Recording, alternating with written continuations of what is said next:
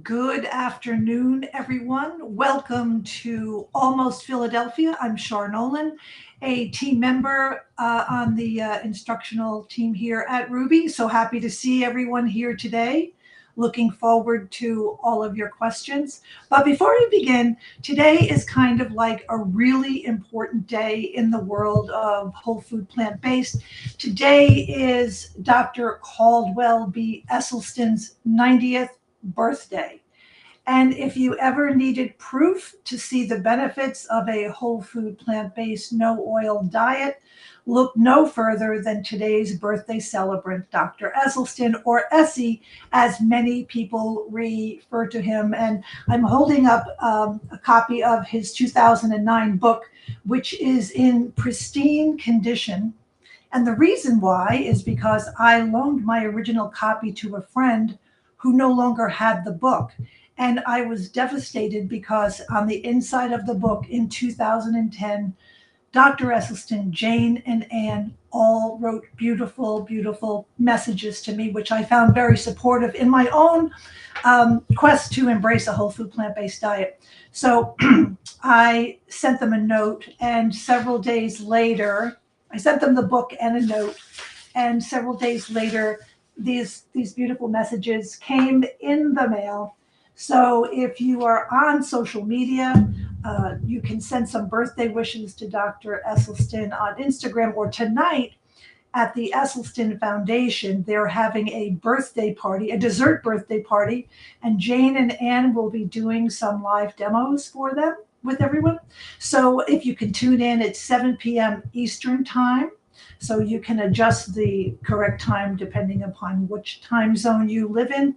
I personally am very grateful to the Esselstyns, and I think that if I had never met them, I probably would have been plant based for 20 minutes and then gone back to a standard American diet. So if you need some motivation or some inspiration, this book is definitely where to start. And the funny thing about this book is that it was written in 2009. And that's almost 15 years ago, when the plant based movement was almost in its prehistoric age, so to speak. So the way that it has blossomed and just sort of taken off in all kinds of realms is really wonderful. The recipes in the book are all done by Anne, and they're very easy to follow. So, with that said, happy birthday, Essie. And let's get going with the first question. So this is from Natalie, or Natalia. What are some creative ways to incorporate greens into recipes for someone who, from previous chemo treatments, cannot tolerate the taste of leafy greens as standalone dishes? That's such a good question, and one that I see a lot from many people who have experienced different types of chemotherapy. So, years ago, before it was even popular, Jerry Seinfeld's wife, Jessica Seinfeld, wrote a book called Deceptively Delicious. And she incorporated vegetables into desserts and other things. So, for example, in Jane Esselstyn's Prevent and Reverse Heart Disease cookbook, written by Anne and Jane, there's a wonderful recipe for a kale cake. And you would never, ever know that you were eating kale. So I would put them into desserts. They go well with soups. However, if you're going to put them into a soup, and texture is also another issue sometimes for people, you might want to chop them up really well so that they'll go down with every other vegetable that is in your soup. I would also incorporate them into veggie burgers, for example. In the Engine 2 Family Cookbook, I have a recipe for the Yo Adrian burger, and it is loaded with kale. So there are just other ways. If you made a lentil loaf, you could chop up lots and lots of kale, and you don't even taste it, and it doesn't even taste like kale. So you could also look at other greens like spinach. I love arugula if you can tolerate that, but I think that you have to decide what will work best for you, what pleases your palate the most.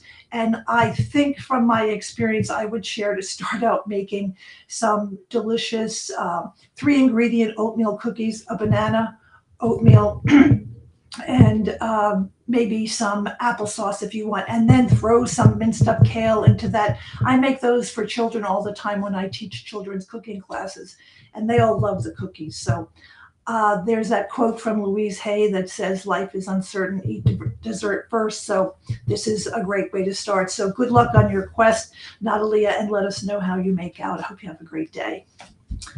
And this is from Denise B. Good afternoon, Denise. Is plant-based a better way to eat? Well, um, this might be a slanted answer, but I'm going to say yes, and I'm going to base it on a couple of things. One is something that very few people talk about, but the economy in eating a whole food plant-based diet is much more economical than eating a diet where you might have, meat and other products like that, because comparatively speaking, vegetables are much more economical. You get a big bang for your buck, and they're also much more nutrient dense because they're loaded with vitamins and minerals and micronutrients, et cetera, et cetera. And then, hopefully, they're not listening, but I come from a family of four, and I am the healthiest of my siblings, and I attribute it all to following a whole food plant-based diet. Um, After a while, it just becomes second nature. After a while, you begin to totally enjoy the deliciousness of following a plant-based diet. If following a plant-based diet might not be on your horizon just today, I always like to suggest to start with Meatless Monday, because in the Meatless Monday arena, there are so many pieces of information.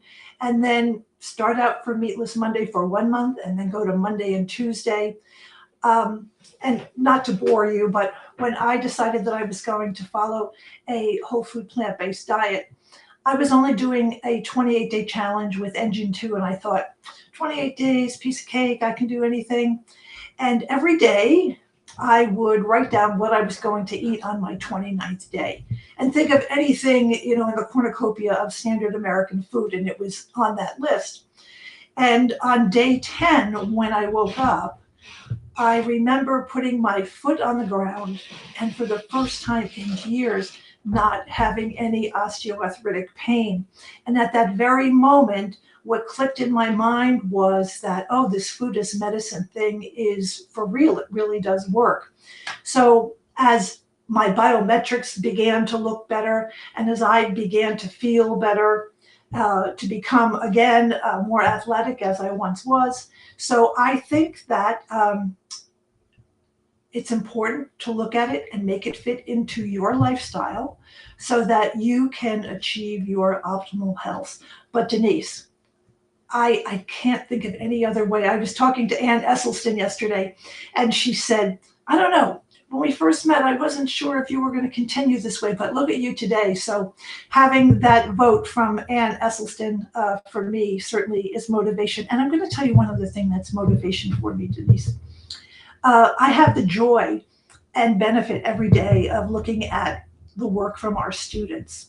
And it's really inspiring to see the lifestyle change that so many of our students are making because their doctor suggested that they try a whole food plant-based diet, and how their family is enjoying their food, or how they're feeling better, or how they're getting off of their high blood pressure medications, or for whatever the reason. But I just think that the inspiration I get from students and the work that we do here at Rouxbe is also motivation for me. If you ever have any questions, feel free to email me at char@rouxbe.com, and good luck eating those plants. Thanks, Denise. Have a great day.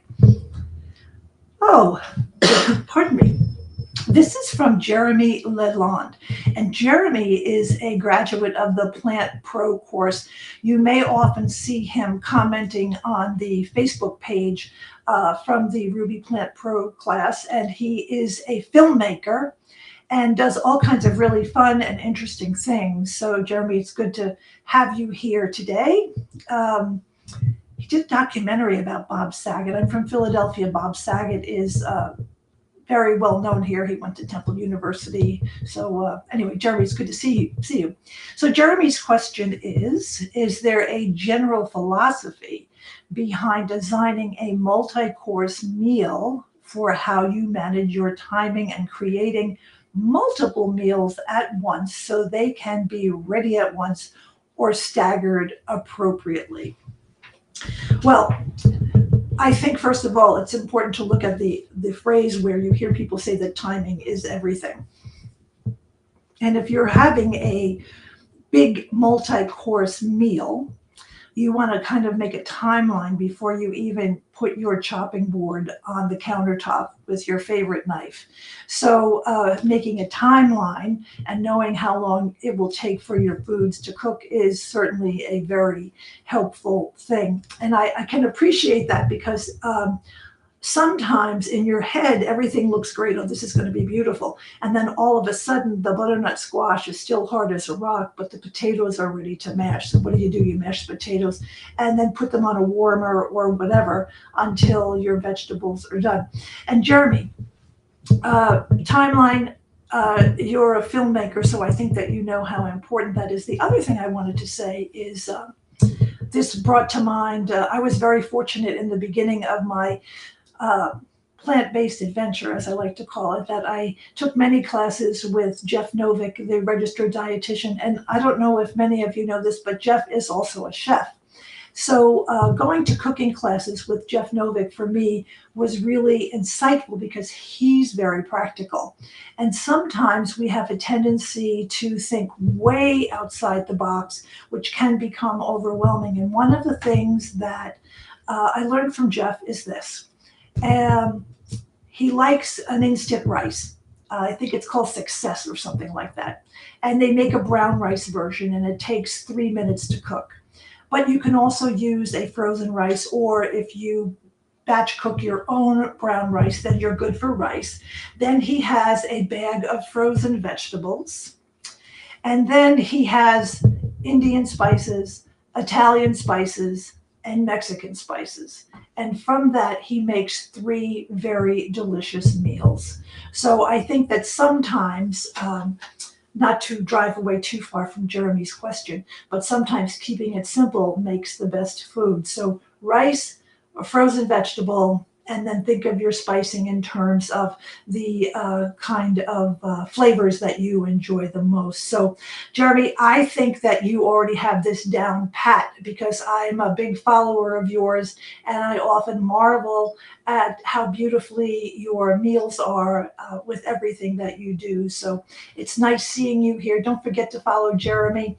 And I also just wanted to say, remember that we are on Facebook. There's a Forks Over Knives group. There's a Plant Pro group. And then there's a Professional Cook group. And on Instagram, you'll find us at Rouxbe Plants, which is dedicated to plants. It's mostly comprised of Forks Over Knives and Plant Pro students. And then on the other side is, and our Blue Zones program. And then on the regular Rouxbe, as I like to call it, it focuses more on things that are not necessarily plant forward. So I think that might be helpful. And plus, it's always fun to see what you make. Tag us at Rouxbe Plants or at Rouxbe. We love to see your work. We'll often repost it. This is from Susanna. She's interested in learning how to turn her cooking into profit, but also to help people with their gut and liver health. Thank you. So I get this question a lot because once I did a workshop for a bunch of chefs here in Philadelphia. And the first piece of advice that I'm going to give you is that your craft is now a business.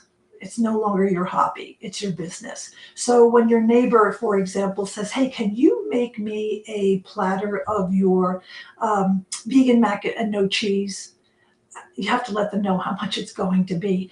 Letting them know that you have this business adventure, that you are turning your hobby into a business or turning your food craft into a business. So there are a couple of things, and I'm going to try and go in order, but I do want to say the 2 most important things.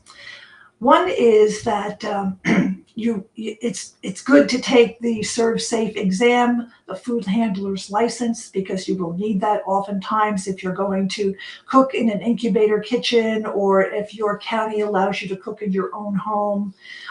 You need to have that certification. It lasts for 5 years. And the other thing that you need to have is FLIP insurance, food handlers insurance program, a food liability insurance program. Very, very key. If I go to teach someplace, the first thing that they want to see, not my pretty pictures, they want to know if I have insurance and if I have my safe serve. Because you need to have that. It's very, very important. So backing, before we go into some of the nitty gritty of this, is two things. In Plant Pro, we offer a unit in food photography, and good pictures are your selling point. You know, like the old adage, a picture is worth 1,000 words.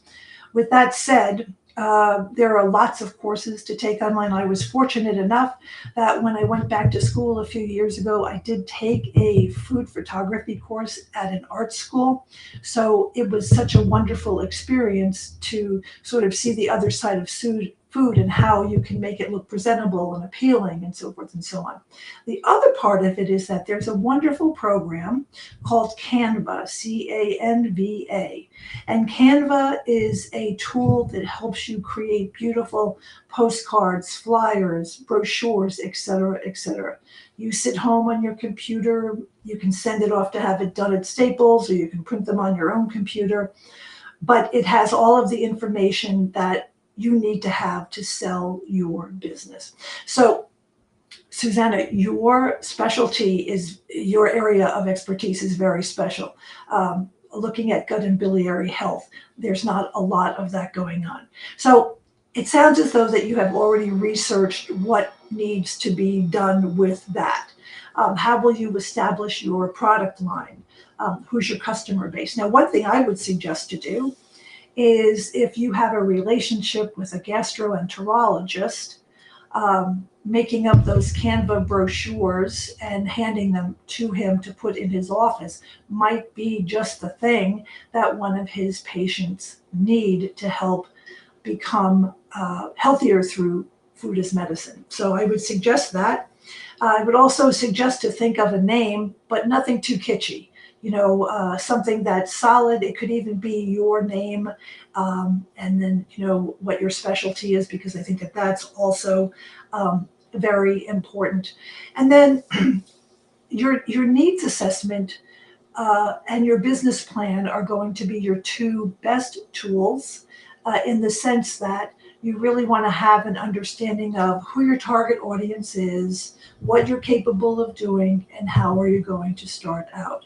For example, you might go to that gastroenterologist and let them know that you have your safe serve and your food liability insurance, and say, hey, I would love to come to your office on an afternoon from 1 to 3, and I would love to do a teaching demo in your office, because that's something that is done in offices these days. And let people see your face and know your food. And then you'll hand out that little Canva card to them, and you'll be well on your way. There's a lot of information online on how to make a business from your craft or from your baking business or whatever. But today's the day that you think about becoming a food entrepreneur. And it sounds like, I mean, I'm thinking of gut and liver health, and it's such a huge, gigantic field. And to have somebody who would specialize in that from a culinary perspective would be so wonderful. Even taking a physician's patients on a tour of a grocery store. And it doesn't have to be a fancy grocery store. It could be your local conventional grocery store. But these are great. This is a great question, and one that we probably get the most of. So I appreciated hearing this from you, Susanna. And if you have any questions, feel free to email me again at char@rouxbe.com. So very, very good. Our next question is very, very interesting. It's about the Nordic diet. And I'm guessing that her name is Anha, is suggesting that the Nordic diet should be 10 to 20% energy, Uh, Fat should be between 20 and 40%, and that carbs should be 40 to 60. Um, and actually little fat. So the Nordic diet is probably what you would see most in countries like Iceland, Norway, etc. And it is actually a plant-forward diet. I'm not very familiar with it. I remember studying about it in school. It focuses on using lots of fermented foods and foods that are local. But I think that the information that Anha has provided is pretty much what is out there in the literature. So if you have any further questions, feel free to email me. And again, going back to seasonal, the Nordic diet also focuses on seasonal, which is why some of their fruits and vegetables are fermented. So thanks so much for that question. That was a good eye opener. This next one is from Adriana. It doesn't seem like the Forks Over Knives course covers much about microwave cooking. Why is that? Well, a couple of things.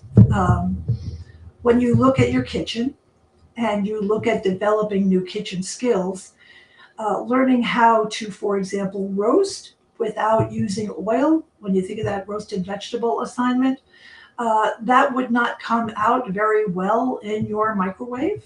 Or when you think about basic cooking skills, they rely on topical heat from a stove and also oven heat.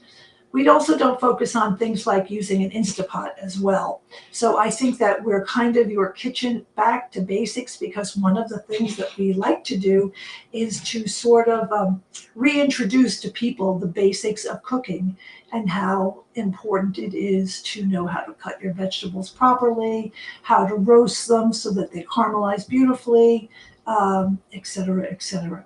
I think that's a good question. I know a lot of chefs, plant-based chefs, and most of us veer away from using the microwave, with the exception of maybe having to reheat something. So it's a very good question, but let's get back to basics. Let's get those knives worked on and our chopping blocks and everything else like that. So that's a really good question, Adriana. Thank you so much. We have another question. This is from Jerry T. Good afternoon, Jerry. Can you discuss the various types of rice, in particular brown rice? I know white rice cooks up fluffier, but would like to know if any of the brown rice varieties cook similarly. Well, first I'm just going to step back here a second and say there's a lot of controversy right now about the use of rice, and any kind of rice, white, brown, wild, other. And my recommendation is to use rice that is grown here in the United States or the country where you live in, if that's possible. Recently speaking to Ann Esselstyn, she recommended to use Lundberg rice because it is a company that stands behind what they do. I like a brown basmati rice for fluffiness. I also find that it depends what you cook your rice in. If any of you ever shop at H Mart, the world's largest Asian grocery store, at my H Mart on the second floor, they kind of like have a Bed Bath and Beyond, and they have every kind of rice cooker imaginable. So I went and looked at them because I had something in mind about what I wanted.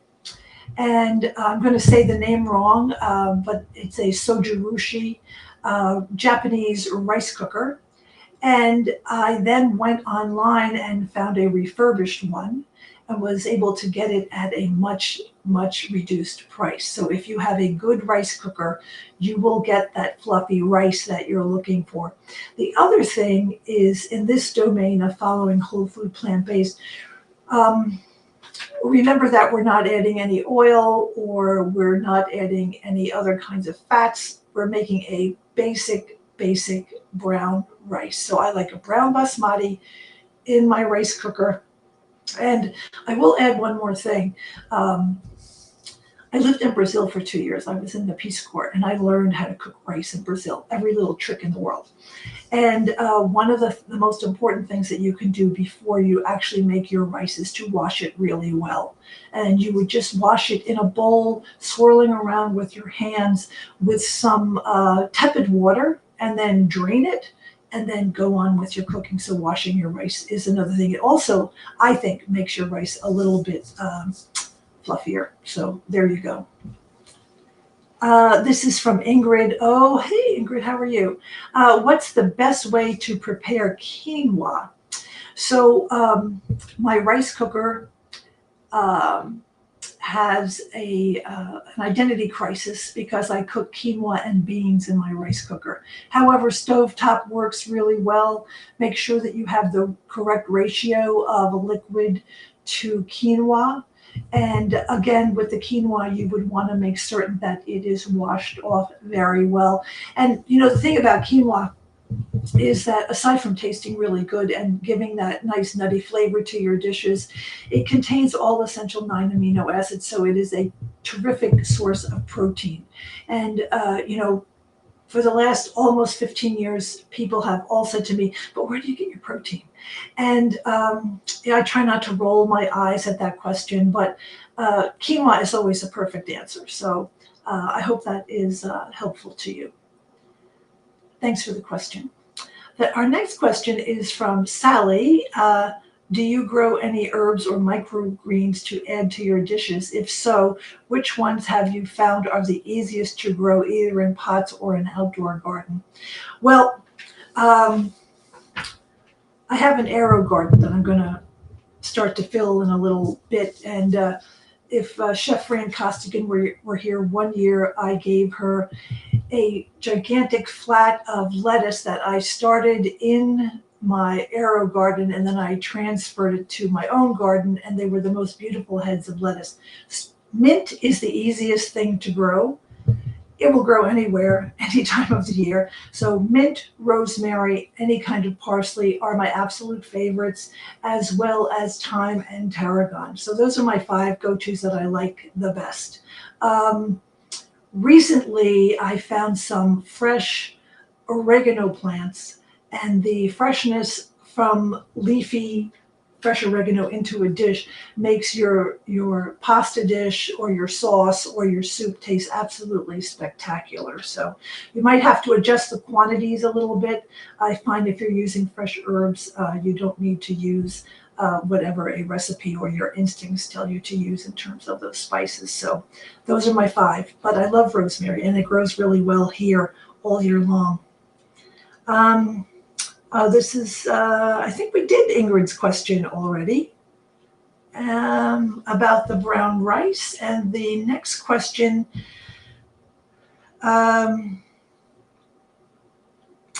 what causes my potato puree to have a consistency like glue? You're overbeating them. And first you're going to mash them, and then you're going to add whatever kind of plant milk, but you don't want to overbeat it, because what happens is that then all of the starches release, and then you're going to get something that almost resembles wallpaper paste. And that's really true. I know that from my own experience. So don't over mix them. Oh, and I'm going to say this. Don't put them in the food processor, because the food processor will absolutely make wallpaper paste. So if you either have a hand masher, or if you have a hand mixer, or if you have a stand mixer, I would recommend those rather than the velocity that you get from your food processor. So let me know how you make out with that. This is from Diane K. Do you have kitchen equipment like an air fryer, a microwave, an Instapot that you find essential to working in your kitchen? So about 4 years ago, when everyone was jumping on the Instapot bandwagon, I was like, I've got to get an Instapot.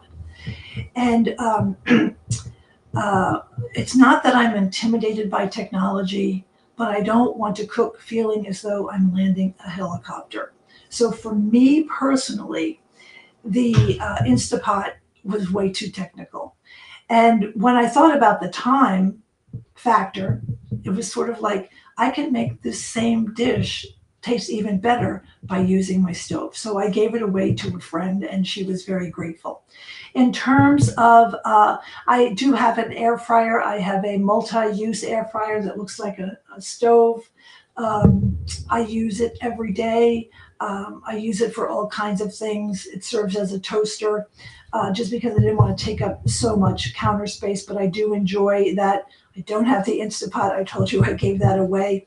I have a high-speed blender, which is wonderful for making purees, for making puddings, for making smoothies, salad dressings, and things like that. And I do enjoy using that. And I also have the green cup on my blender so that I can make my own oat flour, which I find economical and delicious at the same time. But and I have a Cuisinart food processor that I don't use as much as I should. So I don't know if that's the most essential thing. If you ask me what my favorite was, I would say that the high-speed blender and my air fryer would probably tie for first place. So that's that. I'm curious to hear what other people have in their kitchens, because the reality is that we don't really need a lot of stuff. We just need to have a good knife, and I'm sitting next to my knife drawer. People always ask me, oh, what kind of knife should I get? And I act like, yeah, fancy chef knives. But these are the knives that I use on the Charlie cart. And they're made by Victronics, and they're made in Switzerland. And they're the best knife I've ever had. They cut anything. They work beautifully. I just really have a good time with them. So you can find them anywhere that you look for knives. So just a little sidebar to knives. And this is from Janet B. Hi, Janet. You're right. Dr. Esselstyn's book is fabulous, and the recipes are so tasty. It makes it easy to convert plant-based way of eating. I think that you're 100% right, Janet, and thank you so much for sharing that.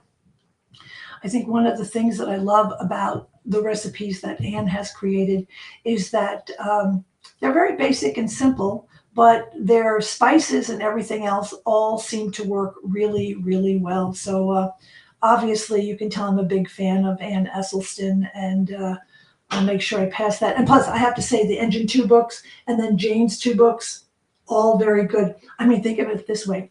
A family with a mother, father, a sister, and brother, and they're all New York Times bestselling authors. I mean, how fabulous is that? Okay. This is from Peggy B. Hi, Peggy. How are you? She's going to be taking yaki udon to a potluck on Sunday. Oh, that's such a great dish. It's one of my favorite Rouxbe recipes.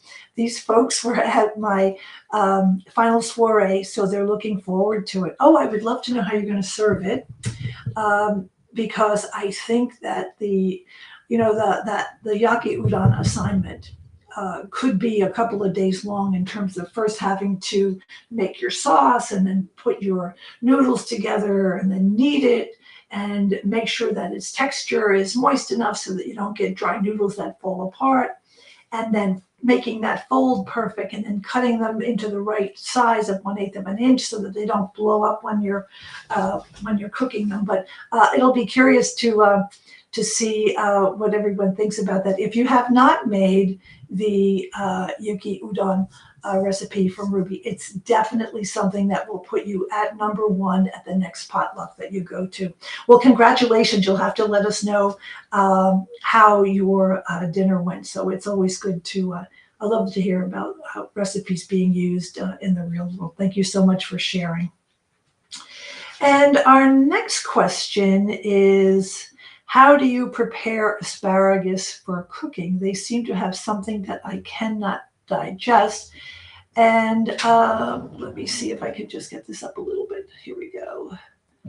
I need a tip to use a peeler, but it's quite difficult on the thin stalks.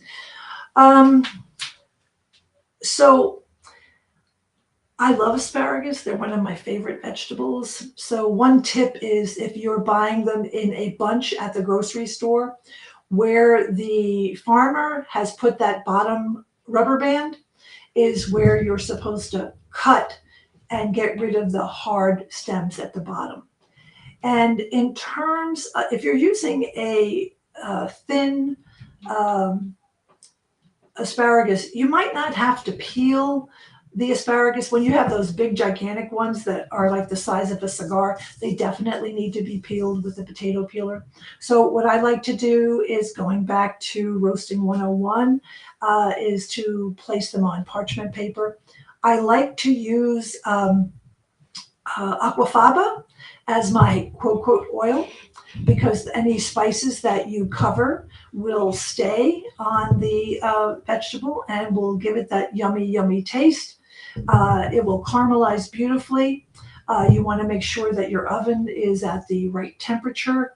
So there are all of those little factors that you take into mind. And then I think if I'm cooking, when I'm cooking asparagus, midway through, and I might cook them at like 400 degrees for 20 minutes. So at 10 minutes, I'm going to flip them over. And then you might want to serve them with a little dressing of some sort. You know, the Dijon vinaigrette that we have in the no oil salad dressing is wonderful to serve with any kind of vegetable. And if you're looking to make that dressing a little thicker, you can add a half a teaspoon of ground flax meal and then mix it up together, and it will give your dressing a perfect texture of almost being like a creamy sauce that you might put on asparagus. But yeah, I love asparagus. I'm coming to your house for those. Again, from Peggy, thanks for the heads up on Essie's birthday. He and Anne, yeah, they were in Rochester for our plant-based support group meeting. Big audience, and I'll send an email. Yes, I do remember that event, and they do love doing those. And maybe you either saw online or were there in person. I know some of our Ruby grads were. On November 7th at PCRM, they had a big award meeting for all of the Esselstyns. And Ann Esselstyn, as you know, she does tire exercise every day, and she had the wheel of an 18-wheeler around her waist. It was on wheels though, but still, I can't even imagine. And she was the belle of the ball, and they're just really exceptional people. So I'm glad, Peggy, that you had that experience. That's very special. This is from Caitlin M. Do you have any tips for transitioning away from cooking with oil? So there are two kinds of people in this world. The first kind is the person who jumps off the deep end. That would be me. And the next person would be the person who holds on to the railing. Excuse me. Sorry.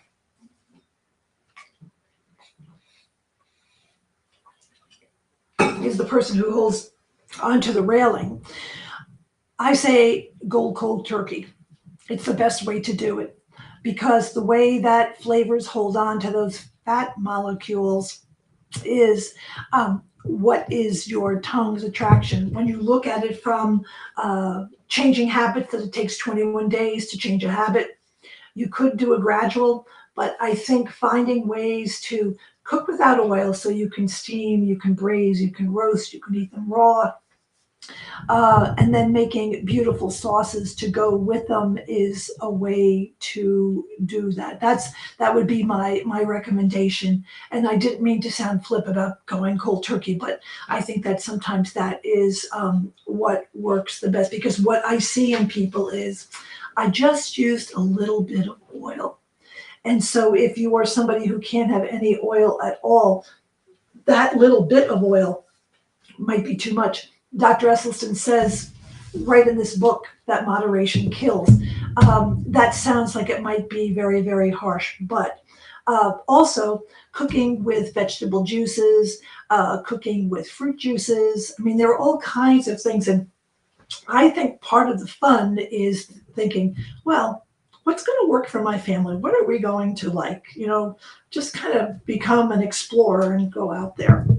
That's a very good question, though.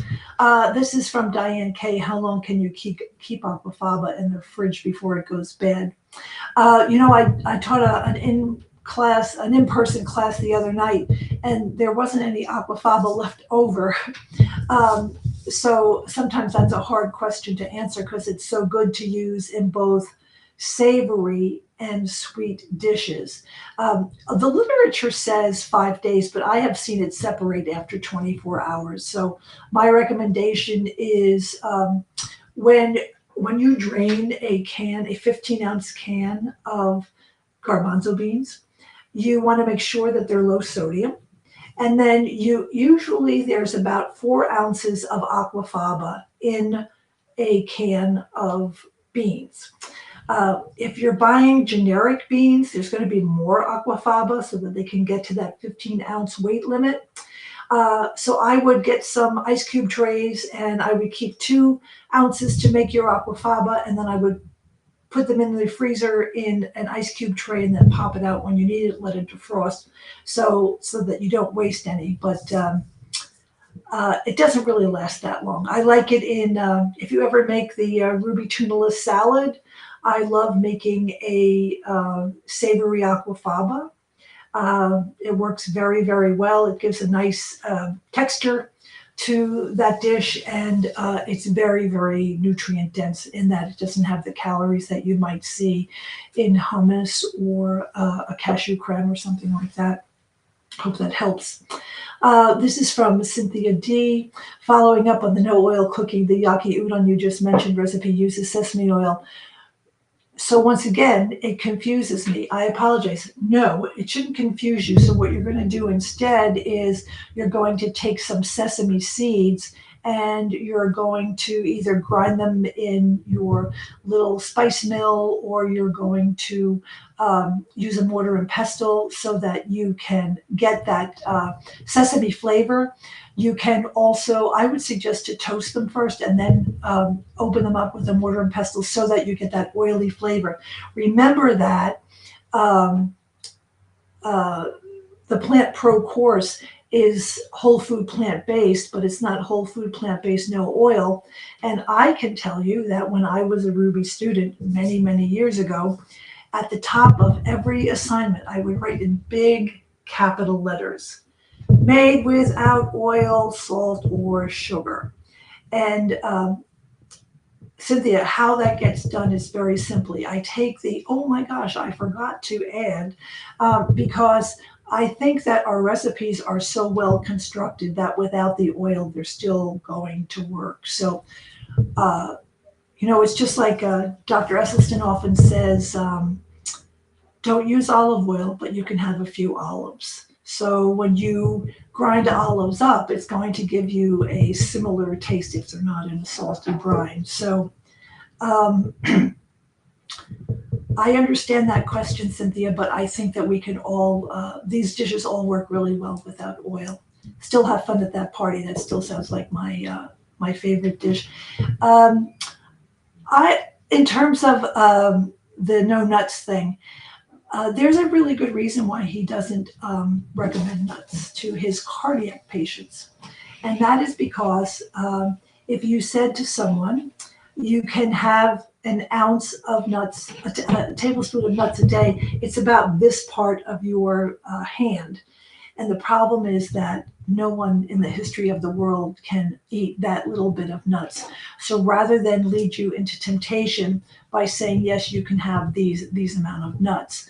But sesame seeds, I find, are okay just by using also sunflower seeds. So anyway, this is from Diane K. Can you share the brand model of the air fryer you use? Yes. Well, I'll give you a story. I had the Cuisinart combo oven, and it's an air fryer, a toaster, an air fryer, toaster oven. It does all kinds of things. And I loved it a lot. But at the time, we were in our old kitchen, and it was blowing a fuse all the time. So now I have a Black & Decker which was much more economical and I actually like a lot better. It doesn't have any bells or whistles. There's no LCD readout. It just has old school knobs and dials on it. And I enjoy cooking that way because I don't have to rely on technology telling me how something should be cooked or when it should be done. And then the other thing is um, the shelf life of some of these technologically wizard kind of air fryers is often very short. So I've had this for more than 2 years and it works like a dream. So again, I just want to say one more thing about the toaster ovens. You have to take a look at the space that you have on your countertop and see how that will work. There are some newer ovens that not only have convection ovens in them, but also have air fryers. I don't know how any energy efficient that would be, but find something that works best for you. I started out, by the way, with a $39 Dash, DASH brand air fryer. It looks like one of those old school hair dryers. It was less than, I think it was a quart, and all I fried in it were air fried were like potatoes because they would come out nice and crispy. But I like better being able to lay things out on a tray, like back to our roasting vegetables assignment, where they're not touching so that they roast supremely rather than steam. So head to a department store or a big box store or a specialty store, and I think that should work for you. I'm looking at my clock. It looks as though I have answered all of these fabulous questions. I will look forward to seeing everyone in the new year. And if you have any questions, as I mentioned earlier today, feel free to email me at char@rouxbe.com. I want to thank Patrick, today's producer, for being here with me today, and especially want to thank all of you. I'm sending loads of love and light for a wonderful holiday season. And with that note, goodbye from Philadelphia and Happy New Year. Bye for now.